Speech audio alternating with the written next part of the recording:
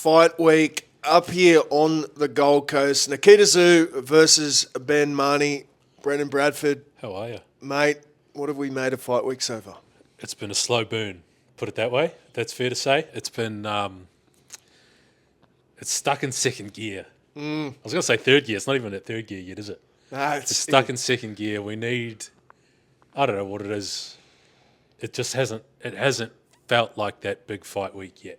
No. I think you're right. I think we need an injection.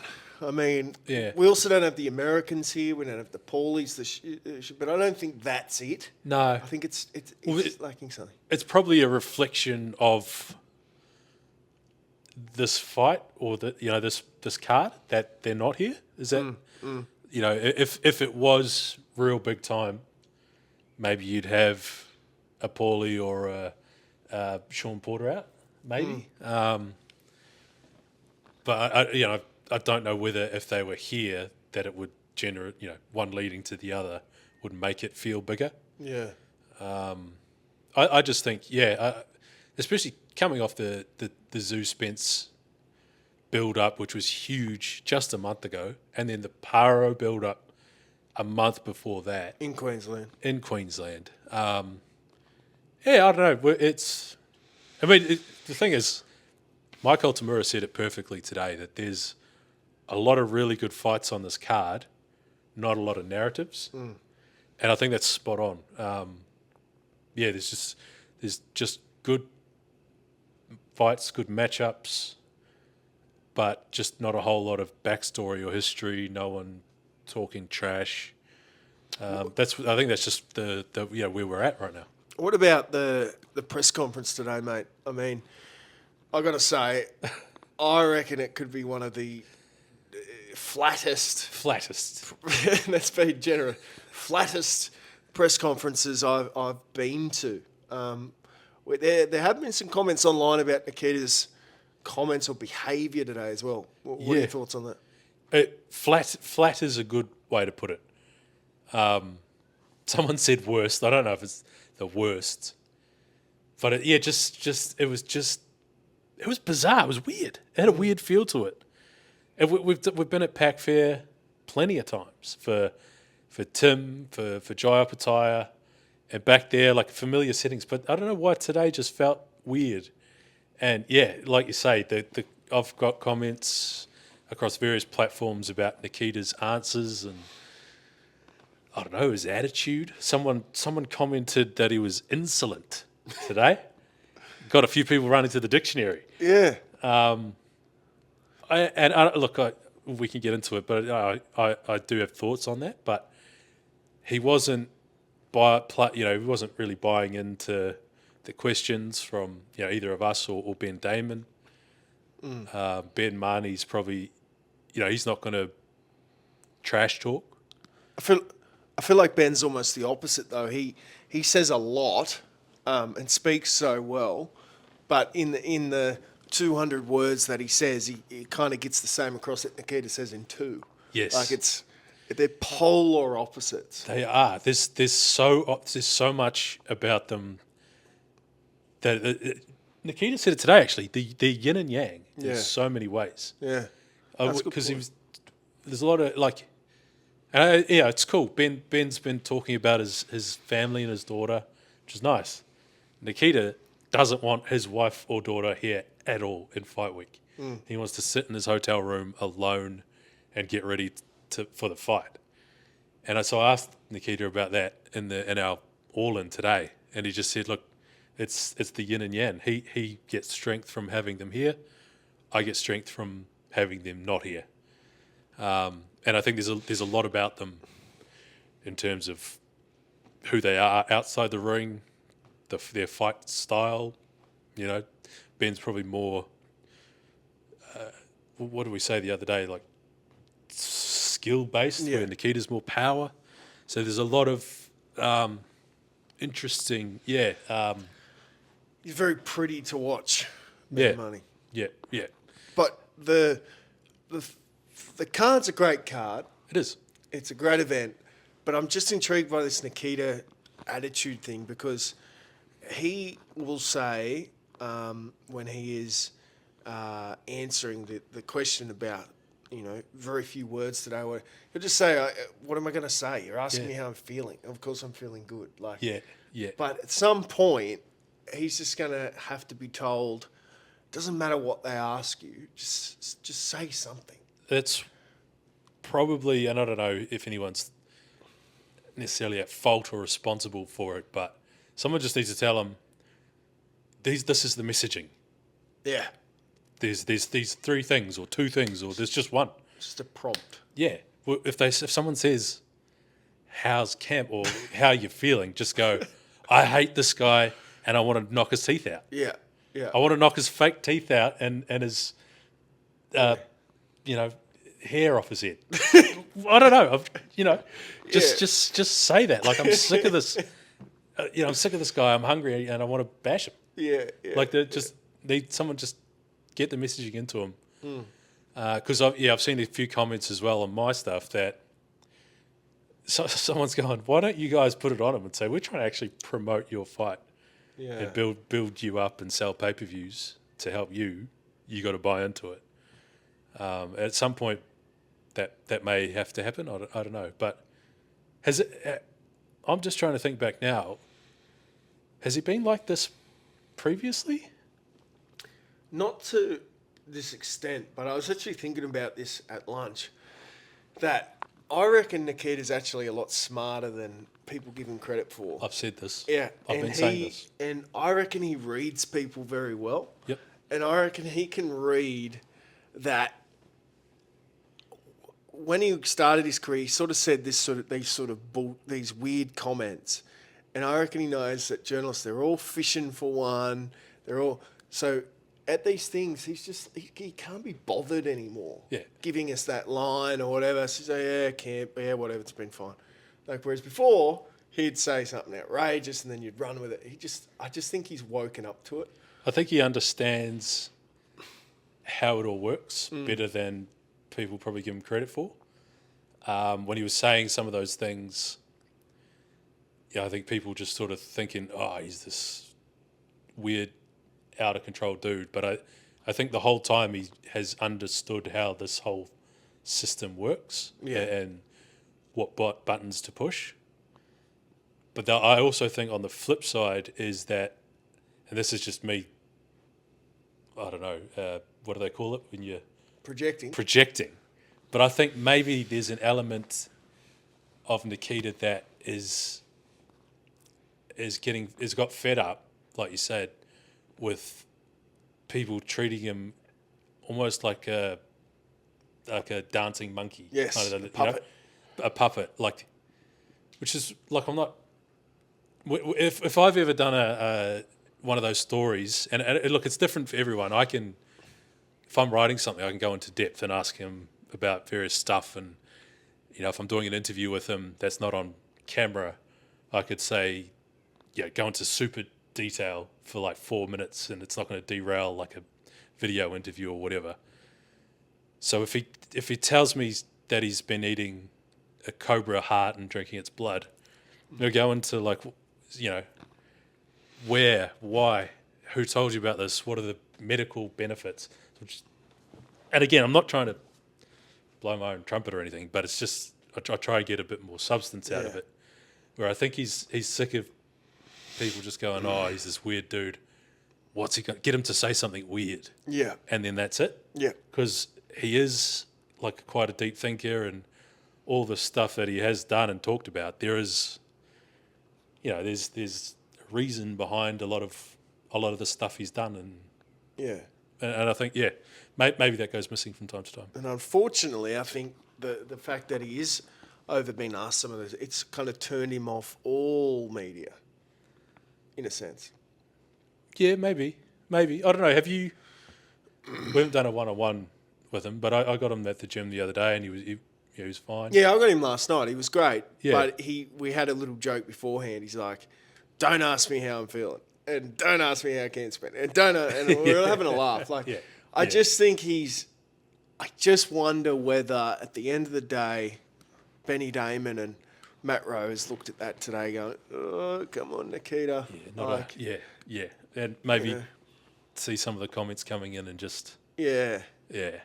But I get, just to go back, I don't know whether he's been like that before. Like I don't think he the has. Zarafa build-up was maybe that's part of it. The Zarafa build-up was high pressure, bigger spectacle, more interviews, more media. But maybe just there was more buzz, so he kept him going. This time around, there's not a hell of a lot. Yeah. It's been from what I hear, sales are going really well. Tickets, I think they've sold out already. Pay-per-views are tracking really well. So either maybe this time it's more of a slog to do that stuff. Yeah. Or maybe he knows that he just has to turn up and he's going to sell out and do pay-per-views. Well, that's the So other he doesn't need to go the extra yard. All right. What about Nikita in the scrum today, mate? Some good questioning. Oh, you Took a few hit-ups. What were we saying? We took a few... we're bowling into the wind today. It was a Fremantle Docker. You put him like...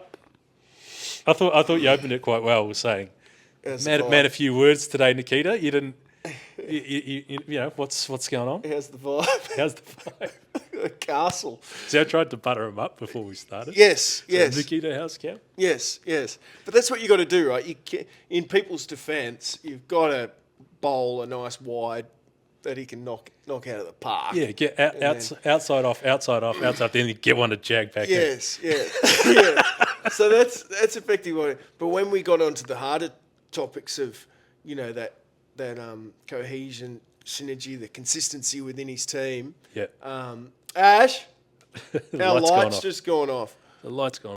It was a good point you were making. All right. A few technical issues. problems, It but happens. we are back, mate. The lighting is a bit less bright. This is a bloke who just but, gone to get some pies, walking in front of the sight screen. Yeah.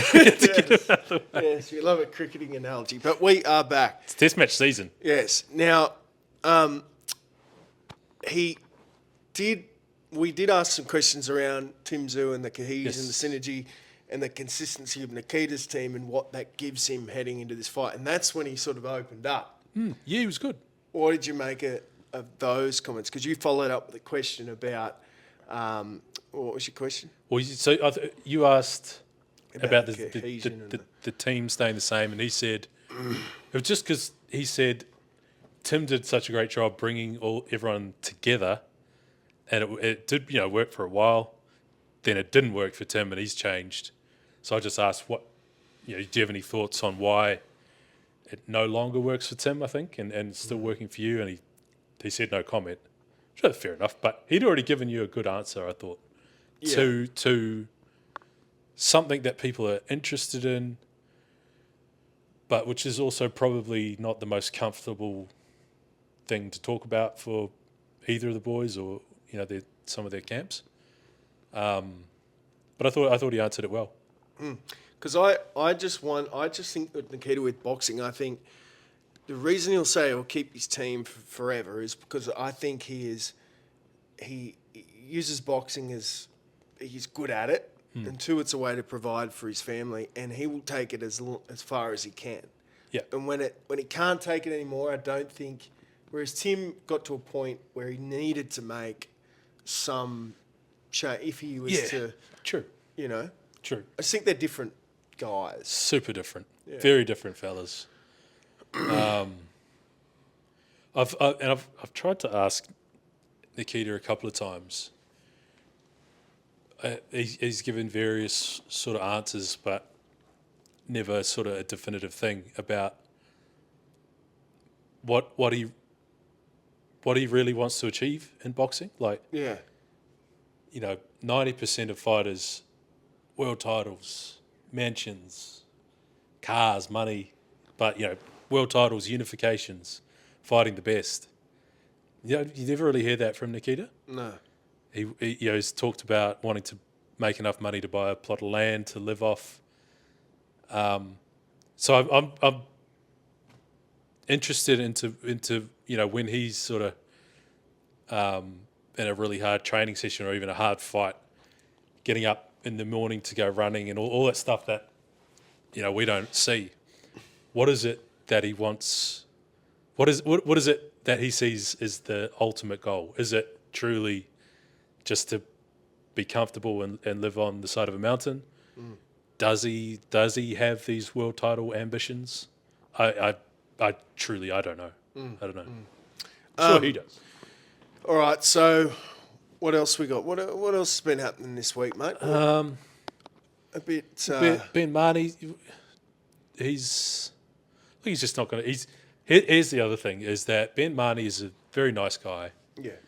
He's not going to trash talk, but I feel like Nikita needs a sort of someone to bounce off. Yes. You know, I think we were talking the other day about, or we were talking just a few minutes ago about no narratives, and he said, she said, and you get someone responding to trash talk and whatever.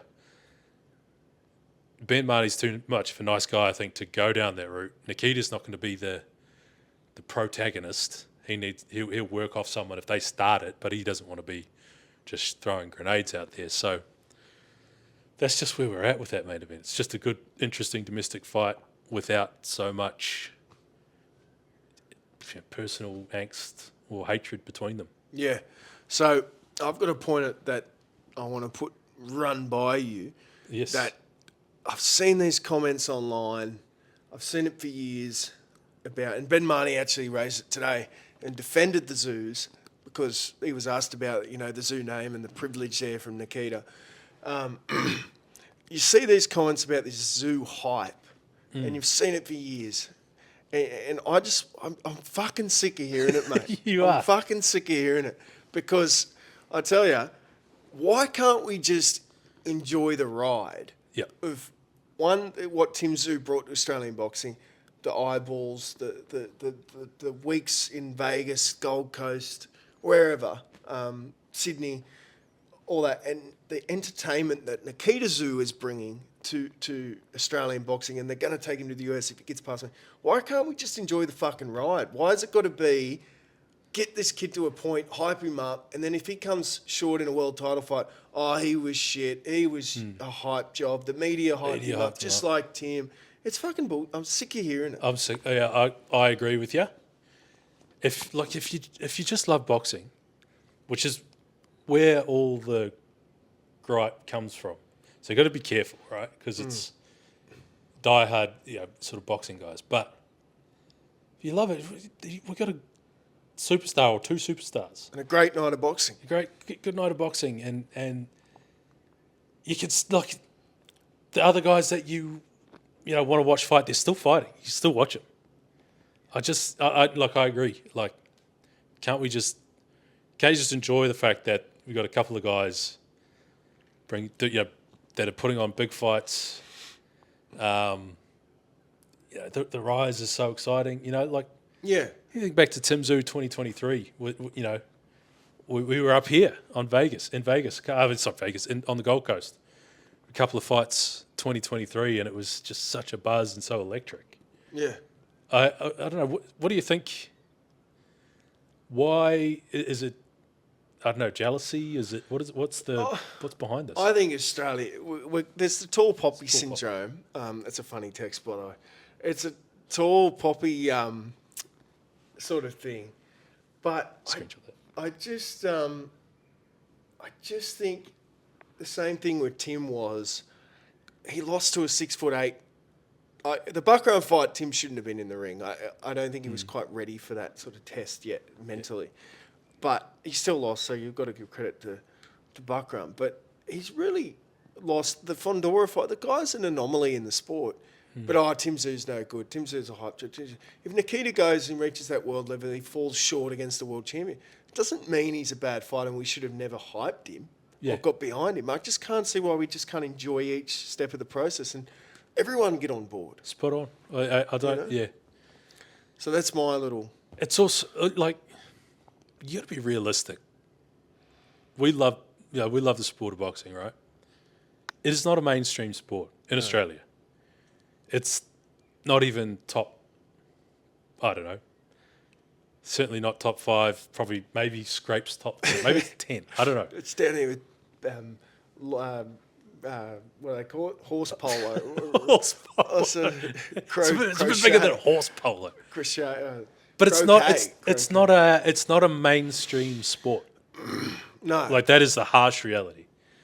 So when you got a guy, when you got a guy or guys or whoever that are getting some shine, getting a push, Yeah. I don't know, just embrace it. Can't we just get behind it for what it is? Like someone sort of breaking through into the mainstream, getting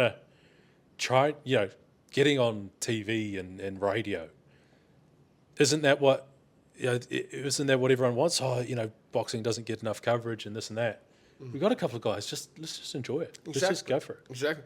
Now, mate, you had some news today, a bit of footy goss. Speaking of pissing off boxing diehards, Paul Gallen. Paul Gallen's offered a fight with Nelson, Asafa Solomona in October, and Gal turned it down. Do you know this? Do you know the turned it down meme? No. Oh, he's just going to grind from the rap. Anyway, Gal's turned it down, 15, 10, something like 5 million. Gal's turned it down. He wants more money. But I think it ties into sort of broadly what we were speaking about just now, in that the boxing purists hate the footy crossovers, which I completely understand. Like if you're a boxing guy, you just want to watch boxing. Why are these NRL players coming in and getting all the limelight and exposure and whatnot? I understand that completely, but got to understand when a Paul Gallen or a Justin Hodges or a Nelson or a Sonny Bill is on a card, it's going to attract so much more attention. And a lot of the people that wouldn't ordinarily watch a boxing card with just boxers on it will tune in and maybe see Paul Fleming, or maybe see someone. I just think of that fight Flem had with Jackson England on the who's that? Sonny Bill. Sonny Bill, Barry Hall. Bad buzzer. So yeah, you draw people, and that, mate, that's how they built Tszyu, fighting on Paul Gallen cards. The argument to that is, in 2026, should we still need that? I mean, you want to say no, but beyond Australia, the biggest, the most hyped boxing events globally now are between YouTubers or Jake Paul and an aging Mike Tyson. Yeah. Or Jake Paul and Anthony Joshua. It's the same principle applies. You get someone with mainstream broad appeal, put them in a boxing ring. Do I like it? No, it sucks. When it comes to Jake Paul, I actually think Paul Gallen did so much for boxing in Australia. Yes. But that's the same principle applies. A lot of people know Paul Gallen. He's gonna do numbers. He's gonna drive up everything. So what would happen from here? Can that fight get over the line? What's the status on that one? Well, I'm told Gallen wants the fight, but he wants the fight for the right money. Okay. So I don't know the numbers, but whatever they sort of put in front of him was knocked back, turned down. But I absolutely think the fight can get made. But sort of no limit need to work with Gal on getting to the number. You'd probably know more in the newspaper game, but I actually feel like Gallen was almost too late on the scene. Because imagine if he was in his pomp in the YouTube, TikTok era. Like he was just on the start of it. Yeah. Like when he sort of, those were it wasn't that big over here, but now he could get on YouTube if he was fighting some of those bigger names that he fought. Now he could just get on there and wax lyrical and do 50, 100K views. There's like we talked about, Nikita not sort of buying into the promotional thing side of this fight. Paul Gallen promoting a fight was something else, man. Be great. Like I get it. Like, I mean, he fought Lucas Brown. He fought a heavyweight world champion, and he fought Mark Hunt and beat them both. But through the whole Gallen career, you always sort of thought, he's not going to fight for a world title. I think he said that. He's not in it to fight for a world title. He's in it to make money. He's a prize fighter, once his footy career ended. So all of it was like, all right, it's serious because it's a very dangerous sport, and it's boxing, and there's millions of dollars involved, but it's not sort of life and death like some of the guys we cover. So for most of Gallen's, for the Hunt fight, for Lucas Brown, for the Hodges, it got a bit worn out at the end when he was fighting two blokes in one night. But for a lot of it, it was so much fun, man. Just to be part of it, just to do the build ups and the beat ups from time to time, the glove dramas and whatever. But I said before that maybe someone needs to sort of just tell Nikita, this is the message, this is what we're going to do. Yes. Paul Gallen was just, this was the thing, that this is the line. Yeah. There's a quote from The Wire, if it's a lie, we fight on that lie. That was Gal, man. And he did that for all his fights. I remember he did that, there was a State of Origin down at the MCG, and he was captaining New South Wales. And the boss of the NRL at the time, I can't remember if it was Greenberg or Gallup or someone else, was like, wow, we got a handful of tickets left, we need a last minute push.